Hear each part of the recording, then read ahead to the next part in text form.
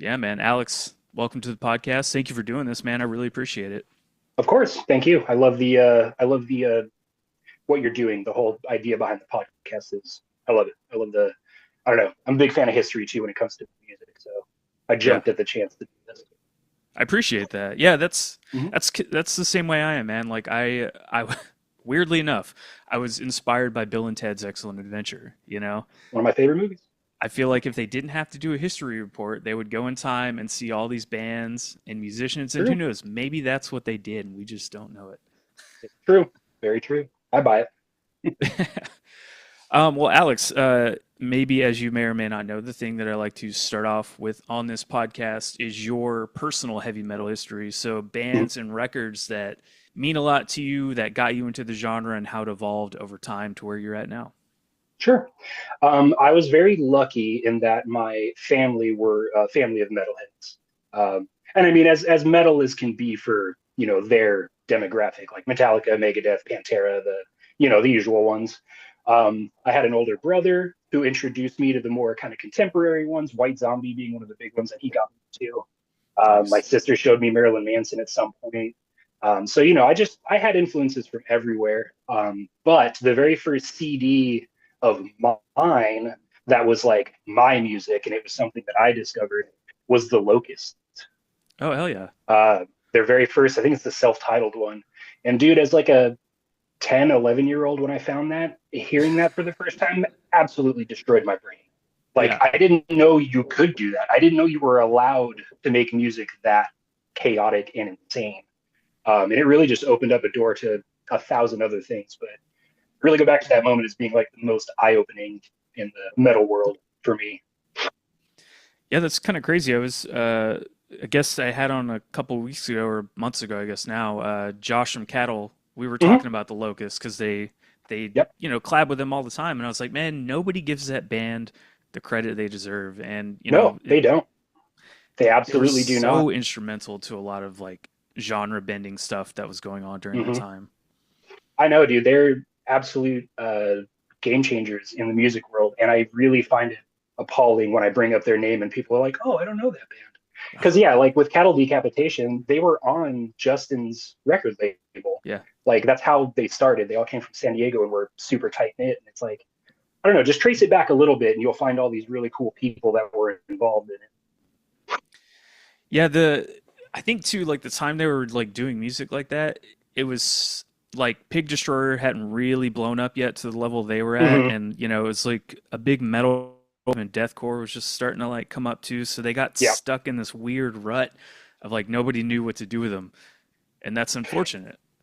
it is. And I really hate that this is part of it, but it's also how they looked. I know a lot of people gave them shit for like, skinny jeans and the kind of like Right. emo haircut, whatever the fuck you want to call it. Like literally just because they looked a certain way, they were immediately labeled like fake and posers. And Insect Warfare is one of the bands I hate more than anything. That guy's still out there talking shit about the Locust. And it's like, dude, just over it. It's Yeah. fine. You don't have to listen to it. Damn, dude. But I I can't know. imagine carrying a grudge that long about a fucking Dude, I know. band. It's especially a band that good. It's like just Yeah. you just let up a little bit and listen to it, you'll probably love Yeah. Yeah, when you're listening to something, I think a lot of people, especially nowadays, maybe not so much, when we were growing up, but people tend to like, as far as I can tell, this is just my opinion, but people tend to just listen to something and then just move on. They don't it. Yeah. actually take the time to sit with it and listen to it Hmm. multiple times and listen to all these nuances and riffs and leads and things that are like under the music, and Hmm. they're missing out on so much, I feel Yeah, like, of course. by not. Yeah, I think that's why like pop music, whatever that encompasses, is so popular because it's regular. It comes out in intervals. Mhm. There'll be one person you really like, and then another one, and then another, and you can follow the trend. Which, for the record, isn't bad. Like I don't personally like pop music of any kind, but I'm not gonna Yeah. shame anybody else for it. Like you like what you like. But it makes sense that like yeah, that stuff is way more accessible and easier to follow, and you have new things to like feed off of. Whereas more, musicians specifically, like when we listen to music, generally it's because we're listening to what the music is, what happened to it, and we become Yes. obsessed. And I'm sure you, like me, like everybody else, we find a band, and the next month is just nothing but that band. And like listening to their discography and looking up the history of the band, learning their names, like I don't know. It's definitely a unique portion of our corner of the music. Yeah, I think two records that I went through the most in high school that I had to buy multiple copies of because I listened to them so much. One was Between the Buried and Me, The Silent Circus, and for whatever reason, I know it's kind of a technical record, but Black Dahlia Murders Unhallowed. I Oh mean, yeah. I must have bought like 4 or 5 copies of each of those because I listened to Yeah, them and they got absolutely. all scratched up and, Hmm. letting I know people having them in the borrow it. car and like the car book and shit and pulling them out and Yeah. yeah, just destroying them constantly. I think Through the Eyes of the Dead, Malice was one of the Oh, big ones yeah. that I like always had in the car. Like it was just always in there. And yeah, it eventually just disintegrated into nothing. Yeah, I guess that's like the plus side of streaming nowadays is like you don't have to worry about work, like messing up CDs and buying multiple. Just like That's true. repeat it. Yeah. If there is one silver lining to find in the digital world. Yeah, yeah, yeah. I guess. Yeah, it's kind of weird, because I forget who I was talking to about this, but I was like, yeah, man. So like, you guys have like this many plays, like that seems like you guys are doing a good job and like streaming and everything like that. And they're like, yeah, but like we get like 10 cents, Yeah. out of every like however 100,000 or something crazy like that. And I was like, holy shit. Guess it's not that great for you guys. It's not, dude. Like obviously the notoriety and word of mouth and having your music out there is instrumental in doing something with it. But yeah, the actual career side of it, making money at it, like your releases meaning anything to you financially, generally just doesn't anymore. Between Kardashev and the other band I play in, Holy Fawn, Mhm. we have a couple songs between the two that have hit well over 1 million plays. Yeah. Doesn't mean shit. Like we get checks in the mail from Spotify that's like $1.90. It's I don't know. I have a huge grudge against it. I don't have Spotify anymore. I got rid of all my streaming shit. And it just makes me so mad. It's so frustrating and unfair because there's nothing we can do about it. It's just Right. it's the way things evolve and move on. And as we get more technology based, this is kind of just direct. It would And help I'm if we didn't have curious. somebody like the guy behind Spotify like stealing everyone's money. But Yep.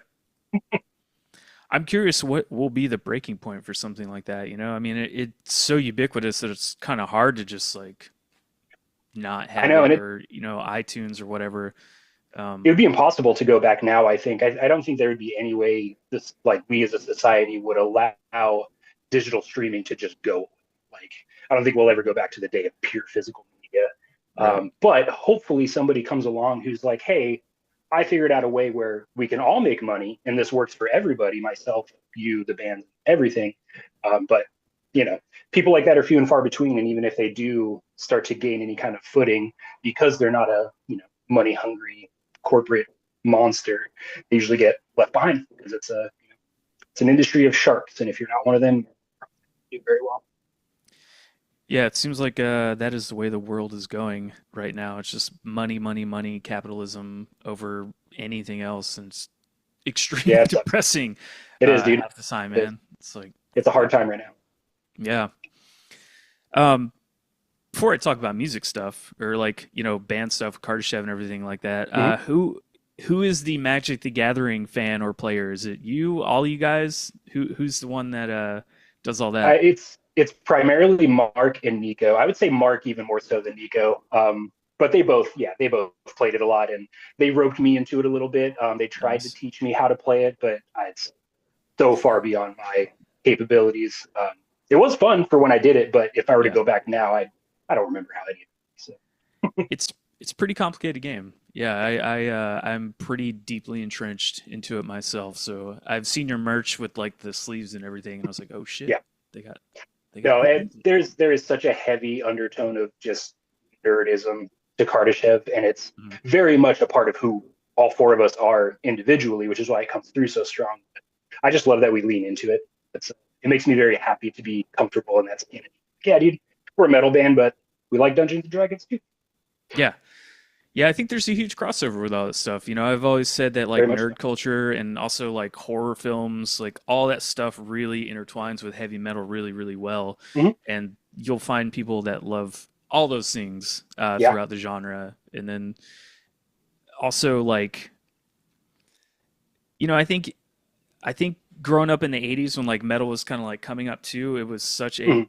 a like not counterculture, but it was like a little bit more of an underground thing, and now it's gotten a Yeah. little more like mainstream. So now it's like Mhm. cool, so to speak, cool in quotation marks Yeah. to like all this stuff, and that's great, man. I'm glad we've like evolved all that from kids getting shoved into Mhm. lockers in high school to like, hey man, you want to listen to metal and play Dungeons and Dragons?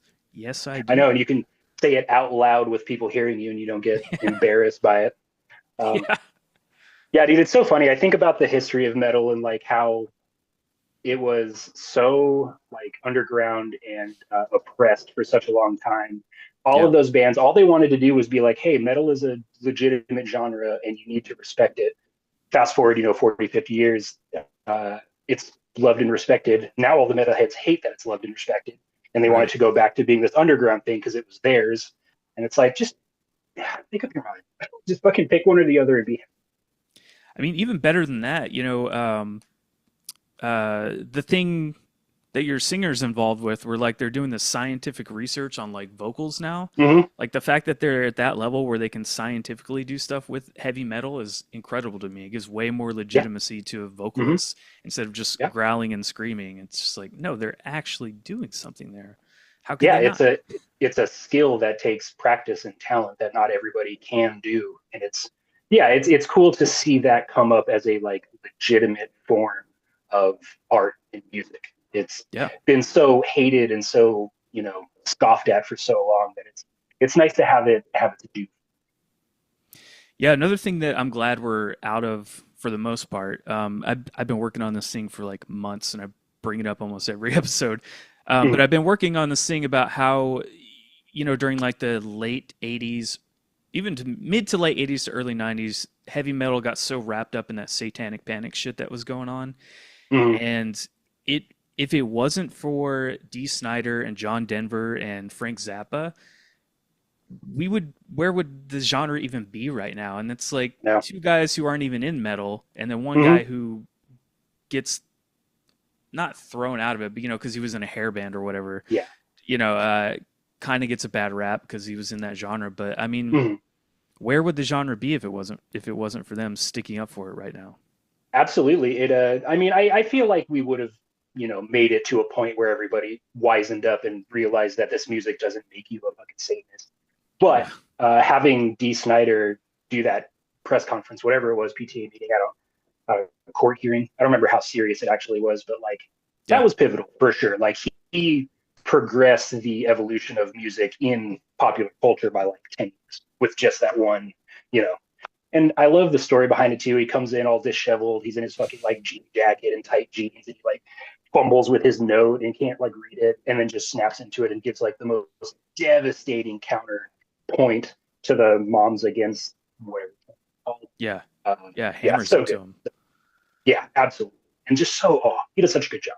That could have gone so bad, but he I think that was like the neat part of it is nobody expected him to be so eloquent and to have like very mm-hmm. thought out argument or Yeah. arguments to like what they Mm-hmm. were trying to like pull, and it I won. still, yeah, very much at that time, people looked at metalheads as just like Neanderthals. You know what I mean? Like they Yeah, weren't. There was no way somebody in the metal world could be educated or like intelligent in kind of way. And it's like, well, 9 times out of 10, you find that most of them are in some way like deeply intelligent when it comes to something. It's like a very common thread between a lot of people in metal that like there's a reason we all like it. There's something that yeah. our specific brain is kind of attracted to. So And not all of us are angry. We're all yeah. nice people for the most part hmm because the I metal mean, I'm helps us angry, get it but out. not all of us are.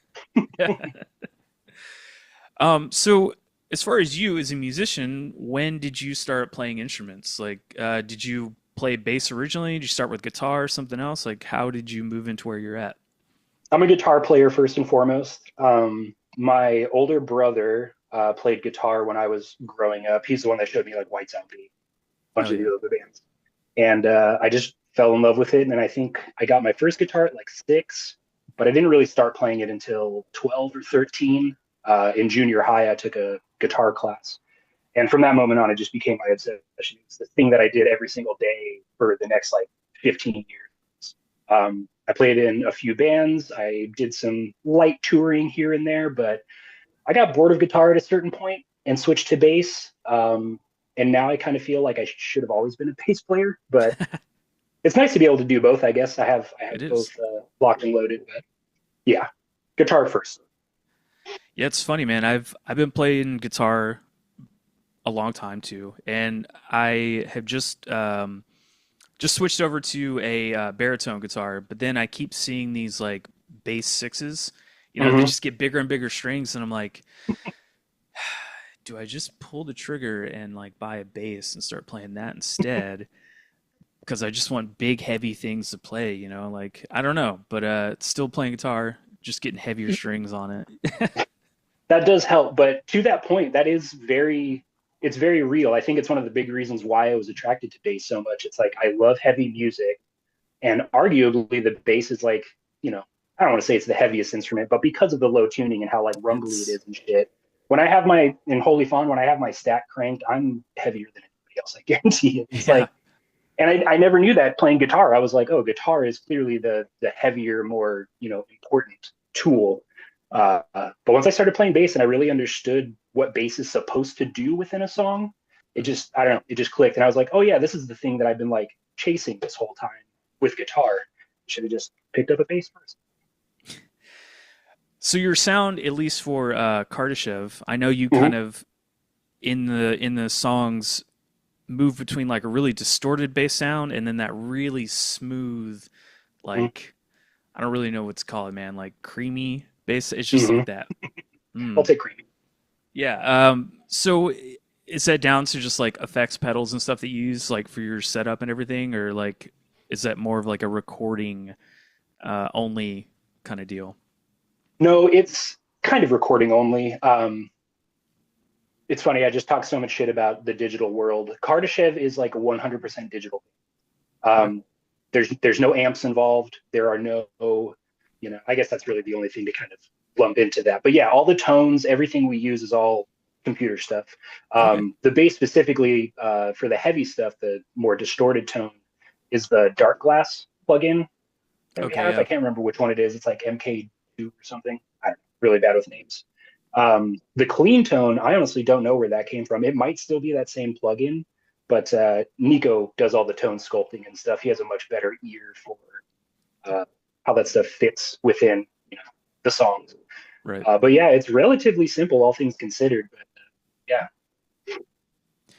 Yeah, it's I really like that the transition between the two is noticeable because a lot of times when you're listening to bands, the bass gets so buried in the mix hmm that you can't really like notice stuff like that. But with you guys and the way it's recorded and mixed and everything, like it's pretty noticeable once it like transitions to one or the other. And it's like, oh yeah. man, that was a good one right there. Well, thanks, dude. I appreciate that a lot. It is something, bass players of the world will all feel this. It's something that, we all struggle with. We all want to be heard and we want to be as Yeah. important as anybody else. And even in the new album we're doing, I had to not fight for it. I don't want to make it sound like there was like negative energy happening, but I really had to make the point to the engineer, like, hey, I know you're probably used to having a bass like right here, but I want it up here. Like, think of the bass as another guitar. I want it in that same register and that same level. Cause like there are parts where I sit back and am just, rhythm and bass, Mhm. but being a guitar player, I've got to fucking throw some shred in there every now and then. And it's like, if it's not being heard and it's not being like, actively a part of the song, what the fuck am I doing? You know what I Right. mean? Like, why am I writing these incredibly intricate riffs if no one's going to fucking hear them? So I don't know. I've been taking that a lot more seriously and noticing that a lot of other bands are too. I feel like when I listen to albums now, bass is sometimes more present than Hmm. I feel like it used to be. So hopefully there's a little bit of a shift. Yeah, that'd be nice because it's not. I I'm gonna disagree a little bit. I don't think it should be just like a behind the scenes, like keeping the Mm-hmm. the guitar heavier and keeping on with the beat and all that. Like I think that there should be more bands that do like little bass interludes or let the bass like do their transition into the next part instead of a guitar. Mm-hmm. Because that some of those tones can sound just as cool as a guitar if you just like Yeah. let the bass player do it. That's Mm-hmm. just my No, opinion. 100% correct. I absolutely feel with you. I don't know. It's I think that's the fun part of bass though, is knowing when to shred and when to just be like, okay, I'll just sit back for a second, let the music do its thing. Um, I mean, yeah, I would love to be up there, riffing with Nico the whole time. But Right. I don't know. To me, that was the fun thing that I discovered about bass, is that it has a job almost within the music, where like, at least the way that I thought about it, guitar was just the overarching thing. It's like, Mhm. okay, it's all based on this. Bass, I get to come in after all that's done, and I really have a like huge canvas to work with and get really like crazy with, or hear a part that I'm like, I don't know, if I move too much, it's going to ruin it. So I'll just play one note and let it ring out. I don't know. The nuances and the balance of it, I've found is really, really fun and engaging in a creative way. It's perfect. I was actually going to ask about that, about how like when everything's done, like how do you come in and write your parts and everything like that. Um, but as far Generally, as generally it go ahead. works that way, but it's not. Sorry, I didn't mean to interrupt you. No. It's not like that all the time. Like Kardashev is fun because it's a very free environment creatively. When Nico still lived in the States before he moved to Germany, I would go over to his house every weekend when we were writing both Liminal Right and Alunea. And it started with us two. Like he and I would just riff on guitars until we found something. Then I would do bass after. Other Nice. times, I will take a riff that he has, I'll put a bass line to it, and he'll be like, "Oh, that sounds sick. Let's make it guitar instead." Then it turns into a guitar riff, and it kind of evolves from there. And it's yeah, I don't know. It's a fun process. It never feels stale or repetitive or boring. It's like inspiration and a cool idea can literally come from anything, even if it's a mistake. I love that about Porsche so much. It's such a cool environment to create in. It seems like it. And then, I think the other thing I enjoy that you guys do too is you share demos over time on your Mm-hmm. website and everything like that as you're working on stuff, which a Yeah. lot of bands don't do at all. No. None. I can't think of any other, to be honest. Like, it's a very rare thing to Yeah. hear, just demos and stuff. And Mm-hmm.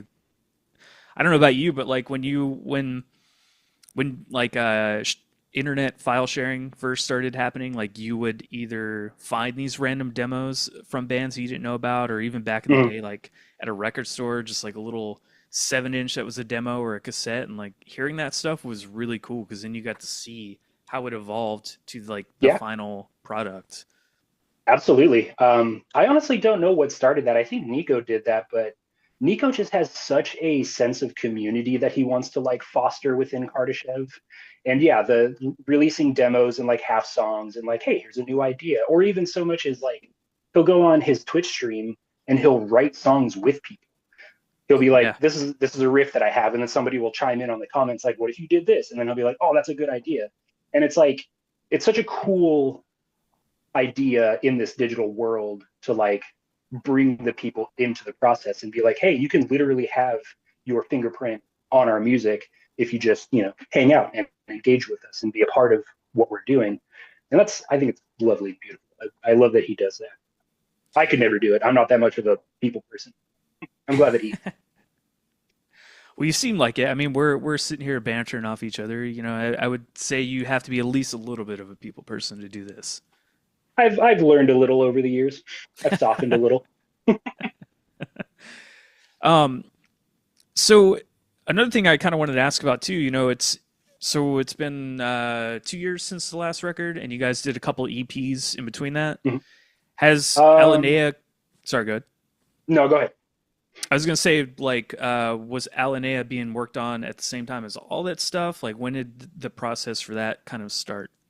I mean, Nico and myself and Mark and Sean and everybody, we're always, noodling something at various times. In terms of like sitting down and being like, hey, we need to write an album, that didn't come about until somewhere in 2022, I want to say.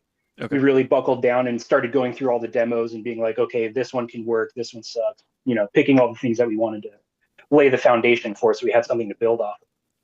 And then, yeah, dude, it kind of just progressed from there. It was a really, really hard album to write and put together. We were all going through a lot of really intense personal things at the time. Hmm. And, there was a point I remember in the middle of it, I just quit for like a whole year. I quit Kardashev and Holy Fawn. I was just like, I can't handle this. I got to go clear my head. And it was kind of the same sentiment for everybody else too. So there was a point where we're like, is this album going to like get done? Are we going to be Wow. able to finish this in any kind of professional or meaningful way without just throwing a bunch of riffs together for contractual obligations. I don't know. Somehow we pulled through, and I truly think this is like our best work yet. And it might be, because of what we were going through and what we were inspired by and what we were feeling. But I don't know. It was quite a journey, especially compared to Liminal Right. Liminal Right was so fast. Like we were all just feeding off each other so much for that album, and the creative process was so quick and it was so fluid, and it was just so like I don't know. Every idea we had was good, and that was like that never happened. You know what I mean? And going into the next album, obviously it wasn't that way at all. But I don't know. It's fun the dynamic you get to experience. Yeah, I guess like the fact that everybody was kind of going through that personal stuff, taking that time off is good. I think that Mm-hmm. everybody doing that was probably what helped get everything, along, man. Just like everybody clearing their head and like, Yeah, I think that's okay, man. Because sometimes, the world can be overwhelming, and if you're not feeling something creatively, don't force it because it's going to be yeah. worse than if you just like let it simmer. Mm-hmm. No, it's very true. Yeah, I don't know. I like to think that I like to think that it helped us taking a little. Well, to be fair, Nico didn't get any time off. Nico never gets any time. So Okay. shout out to that workhorse. He's constantly working on Kardashev. So he's the backbone of this band for sure. So yeah, I think all of us kind of taking a step back and figuring out our own bullshit and then coming back to it with that new sense of like structure, comfortability. I really think lent to how we kind of finished the album and came out really strong. So the one thing I know this is kind of like a cliche question to ask, but one thing I'm really curious about with the record and how it's composed and everything, and I'm sure this is probably a Nico thing, but finding that balance between the heavy and the soft parts. That Mm-hmm. is it's a tricky, tricky thing, and I'm curious how you guys kind of sit down and break that down to get those compositions to work that way. It's a few different ways, honestly. I think more often than not, as we're going through a song and writing it, me and Nico, especially since we got to spend so much time physically with each other, like working on the music and like writing it together, we both are kind of on the same wavelength. So when we get to a part, we'll instinctually know, you know, we need a smoky part, as we call it, right here. Sometimes it comes up accidentally. No, excuse me. Sometimes there will be a part that is full band with distorted guitars and drums and screaming, but we're like, what if we took all of that away and just left the ambient guitar in the background? What does that sound like? And then it sometimes sounds good, sometimes it sounds terrible, but it really helps us kind of find the flow for those parts. And it's really easy to tell when you like when it's going to work and when it's not going to work. You know what I mean? If it feels just super sharp and out of nowhere, it's like, okay, that's. But Yeah. no, I think we do balance it pretty well. I don't feel like we're too heavy-handed in any of the characteristics of the band, like smoky and stuff. Try to rein it in. We don't want to do on every song. We don't want to overdo it and people get bored of it. So I think we maintain a level head in keeping that kind of good. Yeah, I noticed too you guys are starting to go even more on like the technical side of things. Is that a conscious decision to kind of like explore more of that territory? It was. So at first, this album that we're releasing, Alunea, was something else entirely. It had a different name. It had a different concept behind it. It Wow. had a different album art kind of layout that we were thinking about doing. And one of the things that like Nico and I talked about, and I was especially pushing, was like, hey, what if we went back to like, kind of old Kardashev, like Peripety era, where it was more of a tech kind of like deathcore band. Not to Yep. get away from the death gaze or like the shoegazy parts of things. Obviously, I love that, but I was like, I don't know, it might be fun after we kind of went down this journey to get back to just riffing and somewhere along the way though that just I don't know. I don't even know how it happened to be honest. It just at one point it was a completely different album. It just turned into Wow. something else. But we still were able to maintain some of the heavier shreddy things that we made. So yeah, I like to think that it sets it apart from Liminal Right a little bit because of that. Okay. Yeah, I it's kind of a interesting but sad story, I guess I'll share with you real quick. So I actually remember hearing about you guys back in 2015 when that album came out, but for whatever reason, it just passed me by. It didn't stick with Mm-hmm. me. And then in 2022, when the last album came out, I was working with this other girl, and she was kind of into metal. And it's really rare that anybody can suggest any band to me that I haven't heard. And she was Hmm. like, "Hey, have you heard of Kardashev?" And I was like, "Man, I think so, but I'm not sure." Um, and she was like, "You got to check him out." And I was like, all right, I'll check him out. We'll see what this is." Because like a lot of her metal was like more like, I don't know, not my not Yeah. it was like Christian heavy metal, not my thing. Um, Yeah. Metal is a broad word that covers a lot of things. So you got to get specific. yeah. But I was like, anytime anybody suggests something, I will still check it out. Like I have at least that much, Hmm. of my own, like, okay, I got to see what this is. So I went back and Sure. checked it out. And I was like, wait, I think I have heard this band before. And then I went back and looked at your guys' discography, like we were talking about earlier. And it's like, yes, I did listen to this album in like Hmm. 2015. Um, but so you guys were like one of her favorite bands. The sad part is she actually passed away about a year ago, like to the week almost. And she would be like flipping out, like so stoked for me that like you guys are on the podcast if she could hear. So I have her to thank for like rediscovering you guys and all that. So it's Well, we thank her too, and condolences. Obviously, it's always yeah, a hard yeah, it thing was to deal sad. It with. was sad. Now, I always I love stories like that because obviously it creates a meaningful moment, but it's also scary because it's like, are we just going to be attached to that memory forever? No, Like, no. that's good. If I don't want to anything, be that sad. yeah, yeah. It shows the power of music too, because like yeah, I can Hmm. associate with that memory, but it's like, well, now like I can listen to the band and like make all these other memories, or like seeing you guys live or whatever, like Yeah, because maybe I would have never seen you live if it wasn't for her telling me about you, sure. telling me about that you guys, yeah. Yeah. Yeah. So I think that's like the nice thing about the music. And then like when I Hmm. rediscovered you guys and I was, like a little more open minded to like the clean parts and the death metal parts and the Hmm. shoegaze, and I was like, this is like what I've been looking for a long time and listening to metal. So it's a Yeah, dude, nice little that's like thing. yeah. It's exactly how we feel, and I mean, most musicians will probably echo this sentiment, but we all write the music that we hear. Yeah. Kardashev is very much the music that like the four of us want to hear. Um, Me specifically, I have known Kardashev since their inception.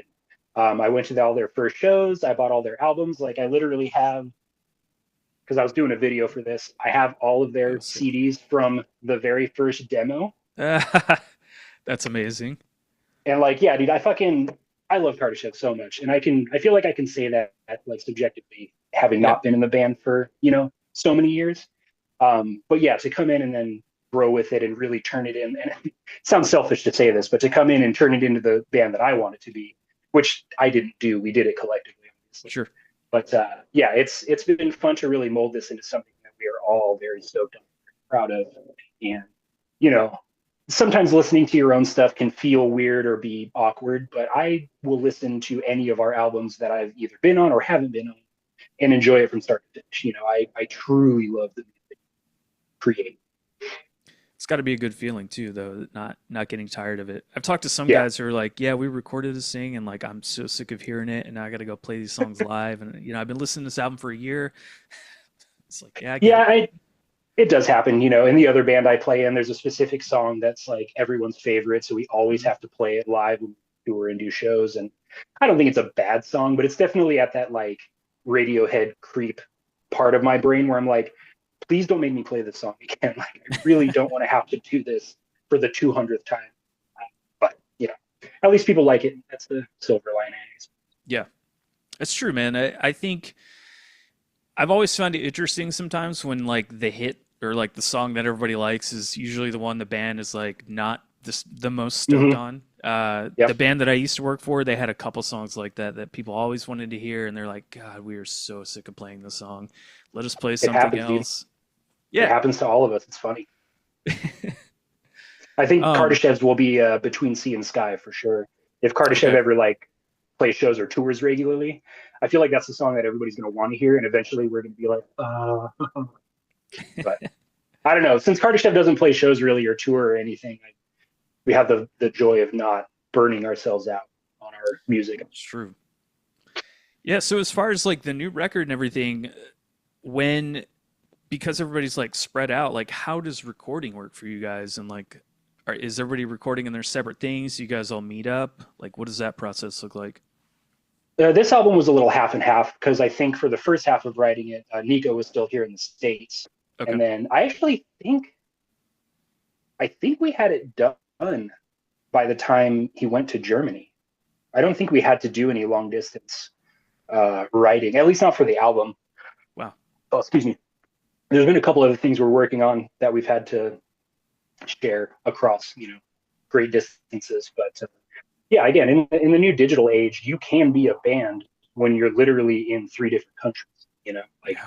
me and Mark are here in Arizona, Sean's in Canada, Nico's in Germany, and we're still a fully functioning band. It's we haven't, like I said, got to the part of writing an album in this spread out way yet. But I imagine Nico's probably going to be like, hey, I have this cool song. He'll send me a file. I'll load it into my Logic. I'll get out the bass and just noodle to it until I find something, record that, send it back to him, so on and so forth until we craft something. So, yeah, I definitely prefer to be in the room with people. Obviously, it's been my Yeah. entire career in music is like being a live band. So Kardashev is a little strange in that way for me, but it's also really nice. I don't know. It's a good change of pace, especially having, one band that tours constantly and then Kardashev that's very stationary. It's a good balance to have between the two. Yeah, I'm curious, like, as far as not touring, is it that you guys don't want to? Is it just everybody's spread out too far? Like, what's kind of the reason you don't want to It's tour? it's kind of a few reasons. I think the biggest one is that Mark has a kid and a wife and a job and a business. Sean has his own business. He's got three kids and a wife, and Okay. Nico, is relocating to Germany and doing all these things and trying to figure his life out. He hasn't even like legitimately become a citizen over there yet. He's still figuring out green card, visa kind of stuff. So, yeah, I think it's just we could do it, but the pressure it would put on us in our personal lives. Well, not me. I'm free, but the rest of the guys, they would. It just wouldn't be worth it to them. It would be way Right. more trouble and pain than it would be worth. So I think we're gonna try to be like a festival type band. So when a good festival comes through and asks us, like we did Euroblast, that was the one and only show Kardashev's ever played, Oh and yeah. we liked it. We liked it. It went super well. So I don't know. Maybe that will be the extent of our touring, is like a festival date here and there. But any kind of traditional 4-week tour, I don't Can't think do it. it'll ever happen. That's understandable, man. Personal life has to come before anything else, especially Yeah. it makes the Death Gaze Daddy's name make more sense now when I Yeah. when I was Mm-hmm. on the website. I was like, okay, Yep. I get it now. Yeah. There are a few dads in this band, so yeah, it all ties together. That's funny. Yeah, I guess it makes those shows more special too when you guys only play like one or two every so often. It's like you Yeah. have to go if you want to Mm-hmm. see them play live. Yeah. Um, It's an event, and it doesn't get ever overplayed or what's the word? Oversaturated. yeah. It'll be a special thing when we decide to come out of our caves to show. Yeah, I guess too, like since you're in another band that tours constantly, you pretty much like don't have to worry about that. Is that like your Yeah. other like your main band or is it like side band? Like what is Holy Fawn in your life with I Kardashev? Holy Fawn came first for me in terms Okay. of like being an actual part of the band. Um, uh, yeah, I was obviously I still knew Mark and Nico, and I was still a fan of Kardashev, but I hadn't yet joined. So I would say Holy Fawn is probably the more like I don't know if I had to. It's like picking a favorite child. If I had to Right. put one ahead of the other, Holy Fawn is probably it. The tour obligations to that definitely take precedent over anything else for me. Um, but I don't know because they're two completely different bands, and I can kind of manage being in both at the same time. There's rarely any conflict between the two for me. So I don't know. I'm very fortunate that it has worked out that way, where I don't have to like let somebody in Kardashev down because I got to go on tour. I can work from the road essentially if I want to. So Yeah. I don't know, it's nice. Yeah, I can imagine too having if you had to tour with both bands and pulling that double duty. Holy shit, dude. No, dude, I'm 35. I'm old and broken. I can't. No, it's not going to happen. I can barely do the one band, dude. Going on tour with Holy Fawn hurts so much. Yeah, yeah, that's man. I haven't toured in a long time, but I was much younger when I was working for a band, and I don't know. There was one year I think I came home for like a total of 2 weeks, and that was it. It's like can't imagine being that gone that long now. Yeah, dude, it's definitely a young man's game, especially if you're, still at the level where you're van and trailering it. Hmm. It's, we're getting a little old for that type of touring, so we'll see how long that lasts. Yeah, dude, it gets harder and harder every year. But even still, musicians are masochists. We'll complain about it. We'll say, "Oh, it's so horrible and it sucks so bad," and then somebody will be like, "Hey, you want to go do it again?" And we'll be like, "Fuck yeah, dude, let's go." So, Yeah, you know, we love the pain as much as we yeah. That's what always got to me is like there were a few times where I was like over it. I was miserable. Just anything that was going wrong, and then like a couple years go by and you're like, oh man, but that was actually kind of fun because this can. happened, this happened, this happened. You got all these stories from it, and it's like, fuck, maybe I do want to do that again. But Yeah, even the hardest moments on tour will be, worthwhile at some point. It may not be in the moment because you're dealing with it, right, but after everything's said and done, you can look back on it and either be like, "Whoa, that was crazy," or you'll have a cool memory from it, or be like, "Oh, I learned something." yeah, I don't know. There's so much to be gained from touring. I adore it. It's my life. It's everything I do. So I'm a big fan of it, even if it's hard on. I know. I miss it. I miss it a lot, but Yeah, I don't know if I could make a living off of it. I mean, we barely make a living off of it. Like we all have to apply for time off from our jobs and hope that when we get back from tour, we're allowed back in. You know what I mean? Yep. It's yeah. We're definitely neither band is at a point where we can quit our day jobs. We'll see how long we can double duty that. So another thing I want to ask about the album, getting back to Alunea real quick. Okay, so this is another part of the lore that's going on with the band. Mhm. Can you explain to me what's going on with the lore? Like where's it heading as far as that? That is 100% a Mark question. While I Okay, know a decent bit of the lore, I can give you like a summary of it. let's Whether or go for not it. this album is like the end of it, that I don't know. Okay.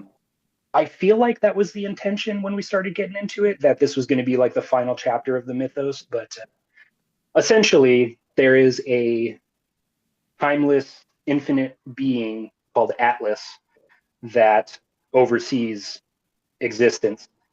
There is a scientist named Kent who discovers a Kiliagon or makes one, which is like some sort of space, something to do with a black hole. It like contains a black hole in it and is a portal of some kind. Hmm. And he goes through there. He eventually meets Atlas. He figures out the origins of like man and human. And with that, he learns the language of Atlas, which is Alunea. And Mark, being the psychopath he is, it's an actual language. Like he Oh my crafted God. a phonetically correct language you can learn and speak, and it's crazy. And I that summary of the story is probably so bad that when Mark listens to this, he's gonna want to kill me. But it's in that. It's okay. I think I'm on the pulse at least a little bit. But yeah, it's kind of been obviously the rest of the band is aware that the mythos is part of the albums that it's a part of. But in terms of like the story and stuff, it's kind of just Mark's like pet project within Kardashev.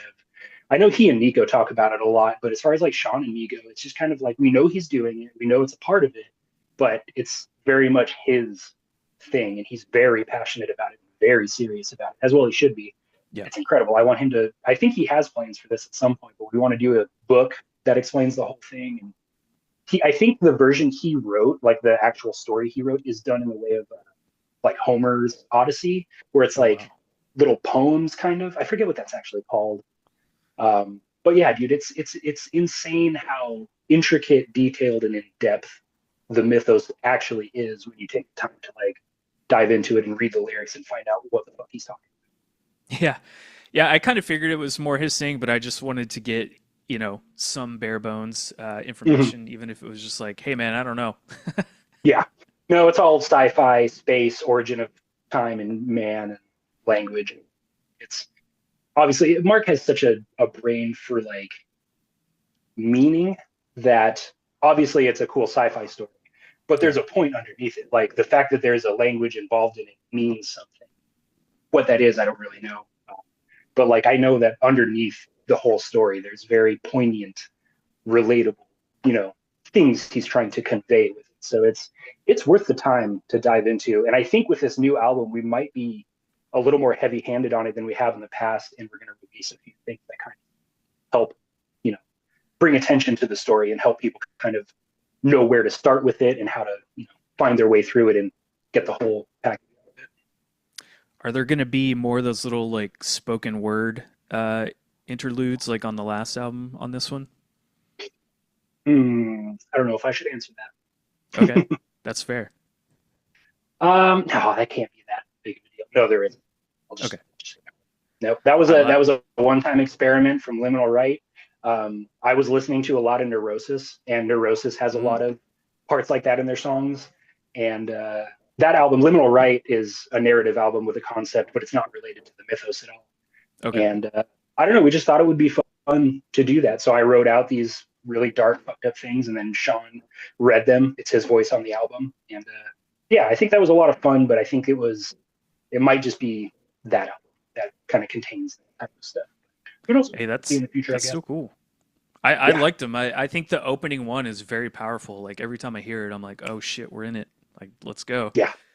It's a good Thanks, one. dude. I was very happy that we all agreed to kind of take a chance on doing that because it's one of those things that can be really cool and it can hit really hard and people can like really get into it, or it can be insanely cheesy and it can ruin the experience of the whole album. Even if the music's good, if you have these really boring, cliche, awful sound clips in between, it's like I don't really want to deal with this. So I don't know. I'm glad that we found a way to do it and make it not cheesy. Yeah, no, it works, man. I don't know, but then again, I kind of like that stuff. You know, it kind of breaks up the record, and especially with something that has a narrative along with it, Yeah. even if it's not under the mythos.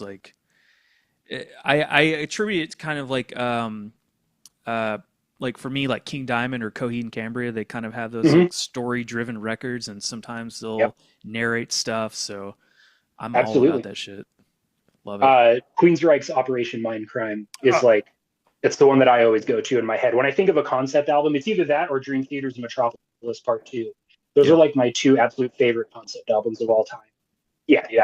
Anytime we get into the discussion of that, I'm like, ooh, what cool thing can I pull from these that we can replicate and kind of use? So, yeah. Also, if it makes you feel better, I'm gonna keep this back until it's like closer to album release. So the thing about Okay. the narration probably won't be a big deal. Okay. That's fair. That's good to know. Thank you. Yeah. Yeah, I guess kind of one last thing here. I don't know how much, you are involved with this stuff, but you kind of mentioned earlier like the cover arts and all that stuff. I'm interested in Mhm. like that. Is this something you guys do as a band, or is it Nico, Mark? Like who kind of takes lead on that?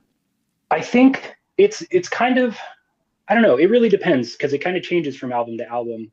Um, what was the first one? I think The Bearing of Shadows, the EP we did, was the very first one that featured artwork by a fella named Carl. We call him Yogurt because his handle is existential yogurt on Instagram. Nice. But he is just such a fantastic artist and loves our band so much and like really understands the visual style of like what we're trying to convey that we just worked with him. He's done shirt designs for us. He's done Hmm. promo things, album art. Like he's our go-to guy for most things. Nice. Liminal Right, we changed it up a little bit. He recommended to us a painter friend of his, and for that one, we all kind of collectively sat down and decided what we wanted it to be and what we wanted it to look like. The story is about an old man. He's dealing with, loss of memory and dementia and all these horrible things.